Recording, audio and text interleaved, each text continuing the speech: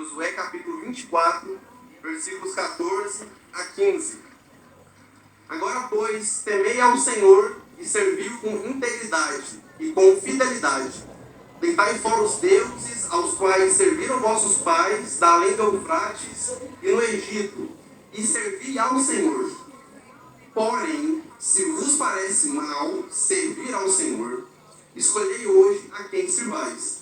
Se aos deuses a quem serviram vossos pais que estavam da além do Eufrates, ou aos deuses dos amorreus, em cuja terra habitais.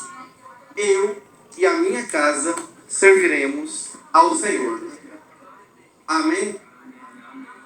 Josué aqui, ele está no final do seu ministério. O povo de Deus tinha sido feito escravo no Egito e Deus conferiu a Moisés a responsabilidade de tirá-los de lá. Moisés, porém, não entrou à terra prometida por diversos motivos. E ele passou o bastão para o seu discípulo Josué. Josué, então, entra à terra prometida, vence inúmeras vitórias, porque Deus deu essas vitórias, e agora ele está no final de sua vida. No capítulo 23, ele faz um discurso para os anciãos, para os capitães, para os chefes das famílias, das tribos. E agora aqui, no capítulo 24, ele está falando agora a todo o povo, a toda Israel. E ele começa falando, a primeira coisa que ele fala, começa no versículo 1, capítulo 24, versículo 1 ao 13, ele começa falando os feitos de Deus. Que esse Deus, que ele pede depois, olha, escolha hoje quem vocês vão servir. Que esse Deus é um Deus poderoso, é um Deus que não é que ele vai fazer coisas por vocês, é um Deus que já fez coisas por vocês. Leia depois em casa, com atenção, esses 3 versículos, que antecedem esse versículo aqui. E a primeira coisa que ele fala no versículo 14 é: agora, pois, temei ao Senhor. Em outra passagem bíblica, em Eclesiastes, capítulo 12, versículo 13, a palavra de Deus diz: agora que já se ouviu de tudo, aqui está a conclusão. Tema a Deus e obedeça os seus mandamentos, porque isso é essencial para o homem. Que é a versão NVI.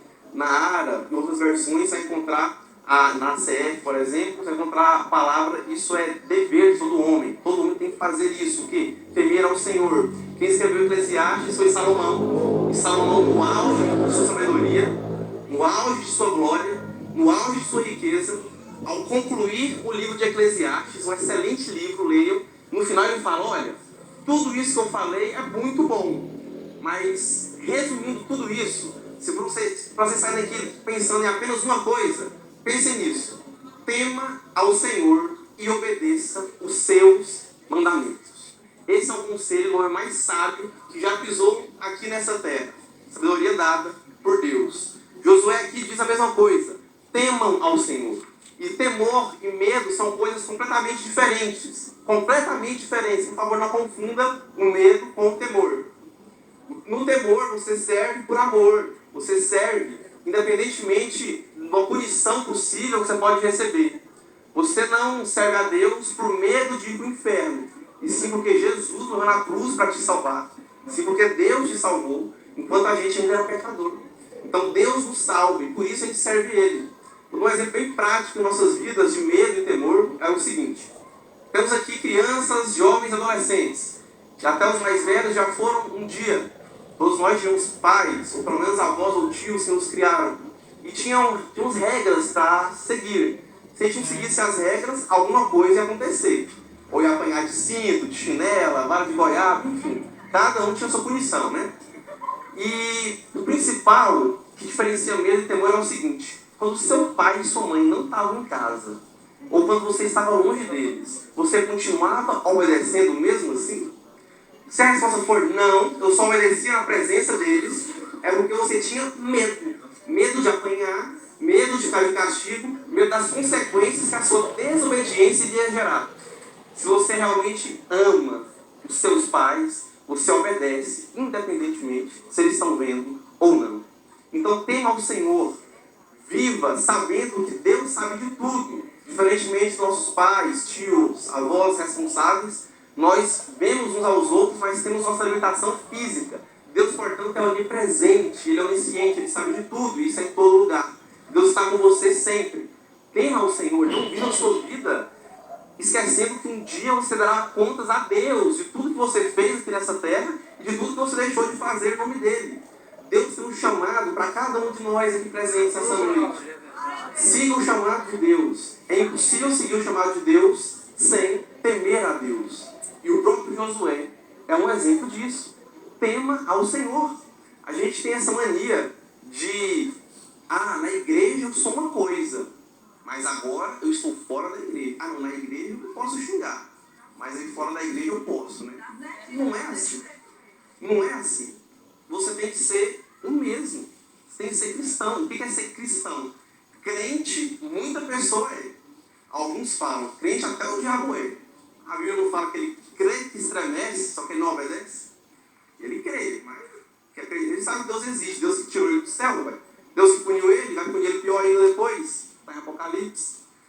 Mas o cristão é aquele que é como Cristo. Aquele que age como Cristo. As pessoas têm que ver Cristo em você. E um exercício muito bom para vocês fazerem na vida de vocês é o seguinte. Quando você for a algum lugar, você pensa, será que Jesus, se ele estivesse aqui do meu lado, assim como o tijolo aqui do meu lado, ele iria comigo naquele local? Ou se ele fosse, o que ele estaria fazendo lá? É o que eu estou indo para fazer? Será que Jesus estaria na roda de conversa que eu estou aqui agora, nesse momento? Se a resposta for não, temos um problema. Você não deve ir. Você não deve estar lá. E eu te falo uma coisa. Jesus sempre está com você. Deus está vendo tudo. Se você é salvo e crê, aceitou Jesus como Senhor e Salvador da sua vida, Ele sempre está com você. Você não precisa ter alguém físico aqui do seu lado. Ele está com você. Você sabe que está. Então, tema ao Senhor. Não viva a sua vida deliberadamente. Continuando, Josué fala, e sirvam com integridade e com fidelidade. E servir com integridade, isso é, com tudo de si. É entregar sua vida a Deus. É entregar tudo de si para Deus. Deus não te chama para entregar só um pedaço, para entregar só metade, só uma parte de você. Ele te quer por inteiro. Porque aqueles que morreram para si mesmos e nasceram em Cristo estão vivendo uma vida com o tempo emprestado por Deus. Estamos mortos para nós mesmos. A minha vida, o meu tempo, tudo é para Deus. Tudo é dele. Porque se não fosse por ele, sabe qual é o meu destino? Sofrer eternamente no inferno. Porque é isso que eu mereço. Então, Deus que nos salva, Ele nos traz a vida. Sirva com integridade e com fidelidade. Isso é, sirva unicamente o Deus verdadeiro. E esse é o principal foco da mensagem de Josué. O discurso dele está falando justamente isso. Sirva a Deus. Ele traz à tona a questão da idolatria, os outros deuses. Ele traz aqui 3 aspectos. Ele traz, primeiro, os deuses que os pais de Abraão serviam. Ele fala além do rio Eufrates, né? Os deuses que os pais de Abraão serviam, dos quais Deus tirou Abraão, no versículo 3, tirou Abraão da sua terra. E Abraão, pela fé, alcançou a graça de Deus. Os deuses do Egito, segundo, os deuses do Egito, terra que eles estavam sendo escravizados. E terceiro, os deuses dos amorreus e também os demais deuses da terra prometida que Deus entregou para eles. Era um povo extremamente pagão, um povo politeísta que servia a vários deuses. E o Deus de Israel venceu cada um deles, das quais uma foi salva. A gente vê isso no começo de Josué, porque ela ouviu falar, esse Deus aí é diferente dos outros. Porque o povo é menor em quantidade, mas está vencendo uma guerra atrás da outra. E ela foi salva e apareceu na genealogia de Cristo, inclusive. Estou me referindo a Raabe. Leia Josué capítulo 2.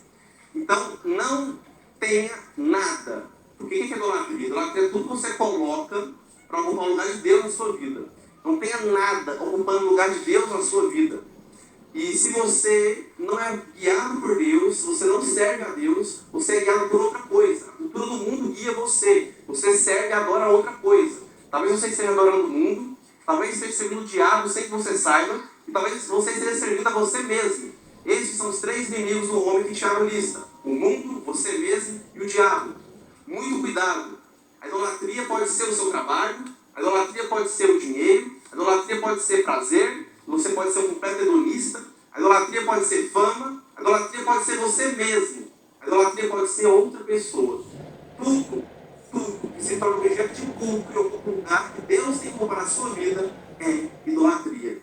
Até este aparelhinho aqui celular pode se tornar um Deus na sua vida. Muito cuidado. O que tem ocupado o centro de Deus na sua vida? Estava conversando com primos meus, que a gente não se via há 2 anos, e entramos até nesse assunto. Mudamos muito de 2 anos para cá, né? E nós, nesse período, o que transformou a gente? O que mudou a gente? A gente é fruto dos livros que a gente leu, dos filmes que a gente assistiu, dos lugares que a gente foi, das conversas que a gente teve, das amizades ou pelo menos colegas que estiveram ao nosso redor. Você é fruto que você consome. Quem você quer ser daqui 2 anos? Quem você quer ser daqui 5 anos? Quem você quer ser por resto de sua vida? Onde você quer chegar? Não caminhe como uma pessoa que não sabe onde quer chegar. Todos nós temos que ter um objetivo. Em Colossenses capítulo 3, versículo 2, Paulo fala: pensar nas coisas lá do alto. O nosso foco, o nosso alvo é o céu. Não coloque nada como objeto de adoração na sua vida, a não ser o único e verdadeiro Deus. Por fim, Josué fala: eu não sei se vocês vão servir a Deus, mas uma coisa eu sei: eu e a minha família serviremos ao Senhor. Josué, ele não está falando algo que ele não fez. Ele está falando que ele não está sendo hipócrita, né? Falando de algo que ele não fez. Ele fez isso ao longo da sua vida. Ele já serviu a Deus, ele está no final de sua vida, ele está prestes a morrer. Ele está se despedindo do povo e dando orientações finais do povo para que eles não se percam, para que eles não se dispersem, para que eles se lembrem quem é o Deus verdadeiro que já vem abençoando eles há gerações e gerações atrás. E ele fala: olha, sirva ao Senhor. Então a primeira coisa é um exemplo. Se você quer que sua família seja uma bênção, tem que começar de você. Provérbios capítulo 22, versículo 6. Primeiro deve partir de você, depois ensinar o caminho que cada um deve andar, para que sua família não se desvie do reto caminho de Deus. Começa com você. Você quer que sua família seja uma família que serve ao Senhor? Comece de você. Comece de você. Não, vou deixar de qualquer jeito. Então tá, se você não ensinar, conforme diz a Bíblia, ensina o seu filho o caminho que ele deve andar. Quando ele crescer, não se desvia nem para a direita, nem para a esquerda. Então o mundo vai criar seu filho. O inimigo vai criar seu filho. Ele vai se criar sozinho de alguma forma. Ele não me refere apenas a filhos, mas a sua família como um todo. Escolha hoje quem você vai servir. E comece de você, dando exemplo. E colocando a sua família também para servir a Deus. Entendendo que você tem que fazer a sua parte. Não depende única e exclusivamente de você que eles realmente escolham servir Deus.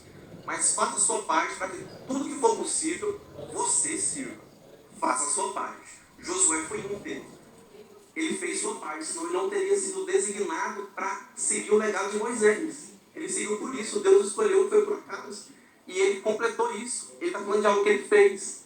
E como que ele pode garantir que a família dele vai servir a Deus? Se ele vai estar morto. Ele está prestes a morrer aqui, gente. Porque ele ensinou a sua família o caminho que eles devem andar.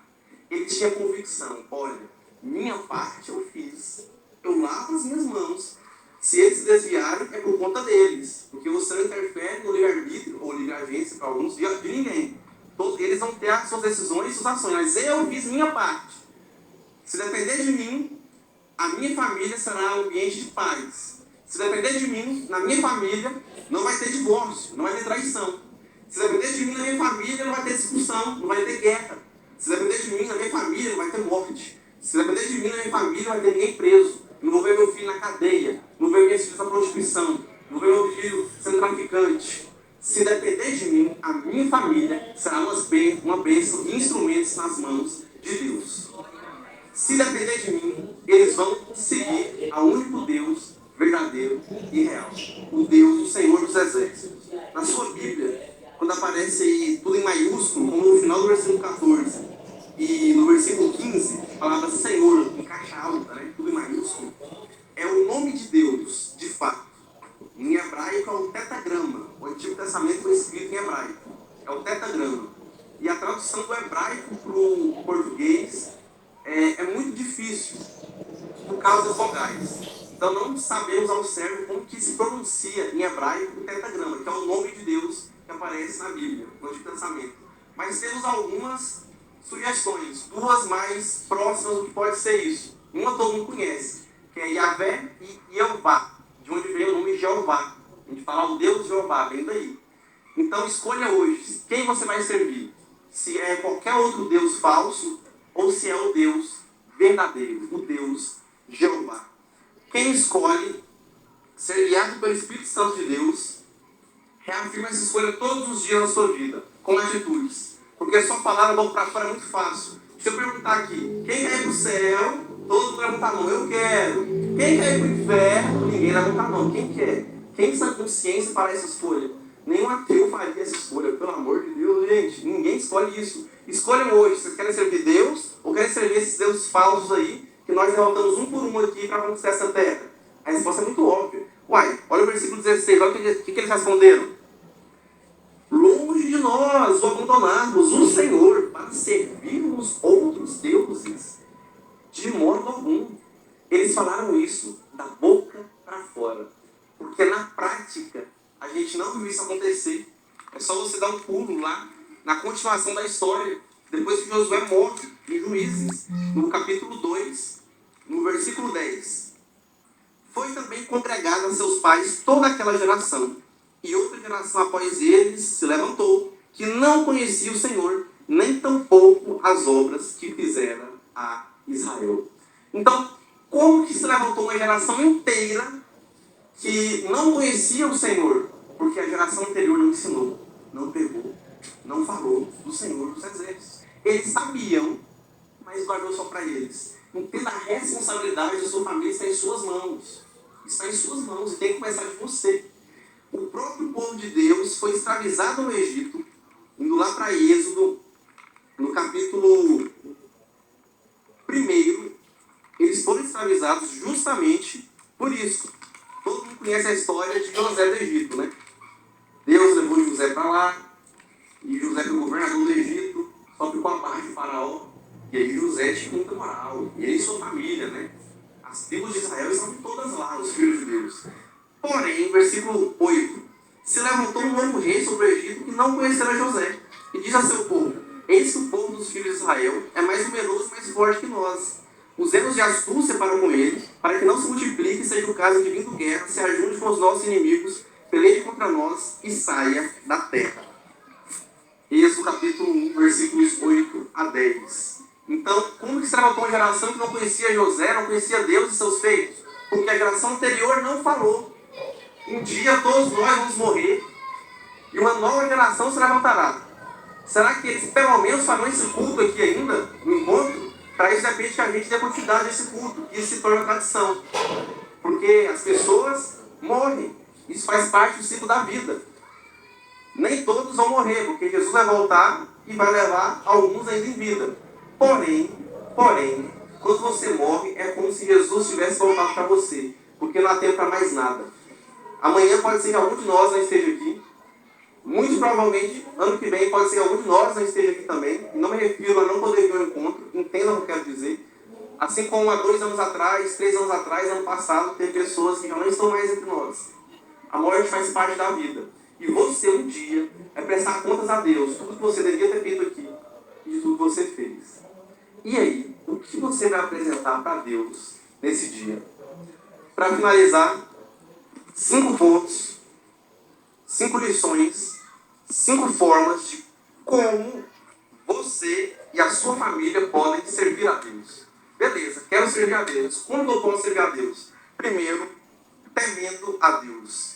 Sem temor é impossível servir a Deus. Segundo, colocando Ele como prioridade em sua vida. Terceiro, escolhendo o Senhor todos os dias. Ser cristão não é fácil. Requer disciplina. É uma escolha diária. Todos os dias você tem que escolher o Senhor. Porque o mundo está cheio de coisas a te oferecer. Coisas muito tentadoras. Eu não vou dizer coisas boas, porque não são boas. Mas uma coisa são prazerosas e muito prazerosas. Senão ninguém escolhia. Se não desse prazer, ninguém escolhia. Se o pecado trouxesse uma consequência imediata, ninguém escolhia. Quando um boi está custoso, arrebentando arame, passando, arrebentando e passando pelo arame, você coloca um choque, ele para. Por quê? Porque assim que ele encosta, ele sente o choque. Mas uma coisa eu te digo, o pecado te mata todos os dias, de forma imperceptível. Então, muito cuidado. Escolha hoje quem você quer servir. Quarto ponto, fazendo sua parte para que sua família sirva ao Senhor também. Então, assegure que você e sua família atual sirvam ao Senhor. Quinto ponto, garantindo que fez seu melhor para que as gerações futuras de sua família sirvam a Deus com temor, prioridade e constância. Falar da boca para fora é fácil. E praticar. Como é? Pratique, coloque em prática. Deus tem que ser prioridade na sua vida. É muito engraçado que a gente trata às vezes Deus como o gênio da lâmpada. Aquele que eu quero alguma coisa, eu converso com ele e peço alguma coisa. Mas no seu dia a dia, ele está longe de ser prioridade. Você coloca muitos outros deuses antes de colocar Deus. Assim como Josué falou, eu vou falar também. Eu não sei quantos de vocês vão colocar em prática isso que Deus falou para a gente aqui nessa noite. Torço para que todos façam isso. E para que ano que vem a gente consiga ver, não só o que eu falei que eu escolhi Deus, mas ver na prática, na vida prática de vocês e através da sua própria família, daqui 1 ano, 2, 3, até um de nós, até a gente morrer, que vocês escolheram realmente Deus. Eu não sei se vocês realmente vão escolher Ele, ou se eu falo para fora como os israelitas fizeram. E na prática não serviram ao Senhor.